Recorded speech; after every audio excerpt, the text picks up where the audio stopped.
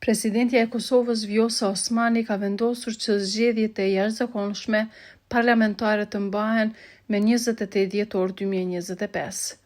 Osmani fillimisht nënshkroi dekretin për shpërndarjen e Kuvendit të Kosovës, respektivisht legjislaturën e nëntë të tij, këtë bëri të ditur në një konferencë për media pas takimit konsultativ që pati sot me partitë politike parlamentare. Faleminderit shumë të nderuar gazetarë, të dashur qytetarë të Republikës së Kosovës. Më lejoni fillimisht që t'i uroj fitore nga zemra ekipës sonë që sipas shortit që tani përfundoi sa i përket pjesës së Kosovës, ne do të luajmë kundër Slovakisë shpejti. Jemi të gjithë me ekipin e kombëtarës së Republikës së Kosovës dhe do t'i mbështesim në çdo sfidë përpara. Deri tani ka qenë një arritje historike dhe jam e bindur që edhe tutje do t'jetë ashtu. Të nderuar qytetarë të Republikës së Kosovës, sot ju drejtohem lidhur me proceset e fundit dhe zhvillimet e fundit politike në vend. Pas dështimit të djeshëm në Kuvendin e Kosovës, pra për zgjedhjen e qeverisë, kushtetuta kërkon që të shpërndahet Kuvendi dhe vendi të shkojë në zgjedhje. Sot kam pranuar zyrtarisht edhe vendimin e Kuvendit, ku konfirmohet edhe formalisht një gjë e tillë dhe menjëherë kam mbledhur partitë politike për konsultime. Mirë po para se ta nënshkruaj dekretin për shpërndarje të Kuvendit, sot kam bërë përpjekjen e fundit që partitë parlamentare të kthehen edhe sot gjatë ditës njëherë në Kuvend dhe të miratojnë së pari zgjatjet buxhetore në mënyrë që as pagat e qytetarëve tanë e as funksionimi i shtetit tonë të mos bllokohen për të kemi buxhet bele deri në fund të marsit 2026. Së dyti, pakon presidenciale prej 5 marrëveshjesh ndërkombëtare në vlerë prej mbi 1 miliard euro. Dhe së treti çështje të tjera të rëndësisë së veçantë, siç janë buxheti i kryeqytetit dhe buxhetet të tjera, si dhe buxheti i RTK-s e çështje të tjera për të cilat kam shpresuar për vullnet politik. Fatkeqësisht përkundër përpjekjeve të mëhershme dhe përpjekjeve të sotme, nuk kishte vullnet mjaftueshëm politik që këto vendime të rëndësishme për qytetarët tanë të kryhen sot, para se ta nënshkruaj dekretin për shpërndarje të Kuvendit.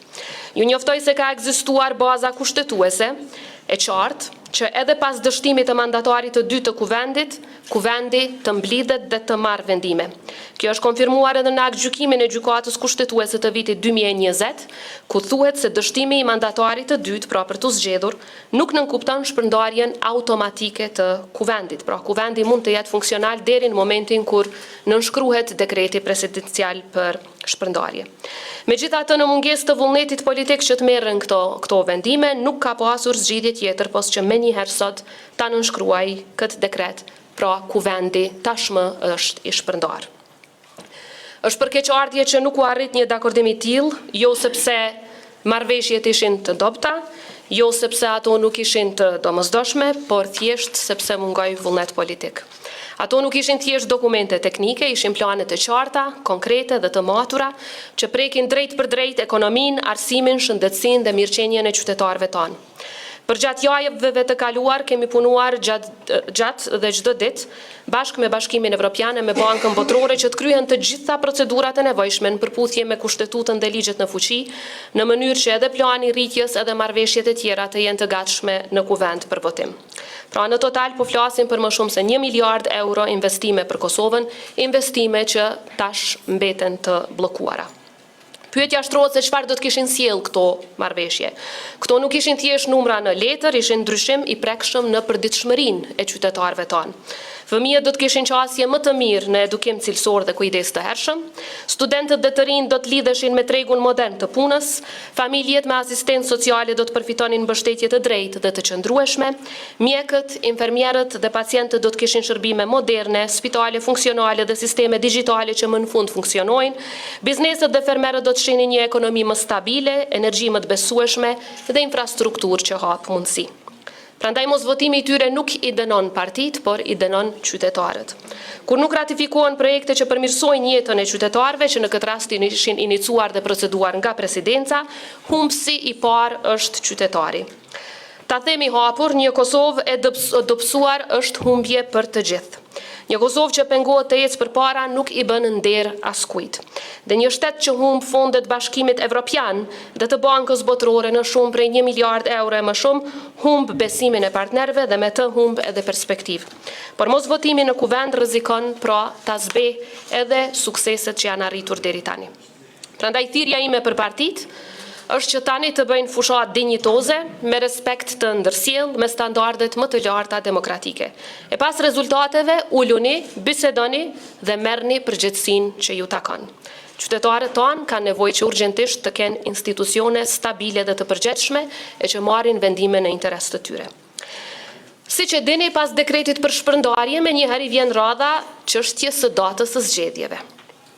Ju njoftoi fillimisht se për shkak se sot kam shpërndar kuvendin, automatikisht data 11 janar është përjashtuar si mundësi, sepse është jashtë afateve kushtetuese që do të më lejonin ta shfrytëzoja.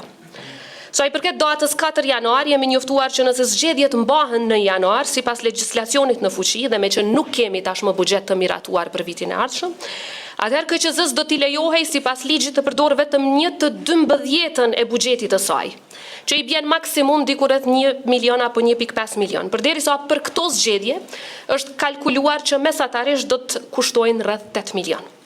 Pra zgjedhjet në këtë datë është praktikisht e pamundur të mbahen për shkak të pamundësisë që të shfrytëzohet buxheti në janar ashtu siç thot ligji.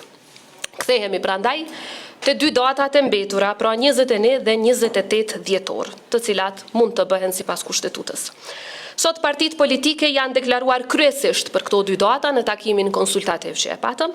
8 parti sot janë deklaruar për datën 28 dhjetor. 5 parti janë deklaruar për datën 21 dhjetor, kurse 3 parti kanë thënë që cila do nga këto data është në rregull. Ju njoftoj se gjatë kësaj periudhe kam qenë po ashtu në kontakt me kryetarin e KQZ-s 3 herë dhe kemi analizuar procesin e papërfunduar të zgjedhjeve lokale, si dhe procedurat që na presin për organizimin e zgjedhjeve nacionale. Zgjedhjet lokale nuk kanë përfunduar akoma sa i përket procedurës së certifikimit. Ekzistojnë pastaj afatet e ankesave, pas kësaj fillojnë procedurat e asgjësimit të materialit zgjedhor, pastaj procedurat e përgatitjes së platformës për shpalljen e rezultateve preliminare dhe asaj të numërimit, cilat duhet të ripërtrihen me parametrat e zgjedhjeve të përgjithshme.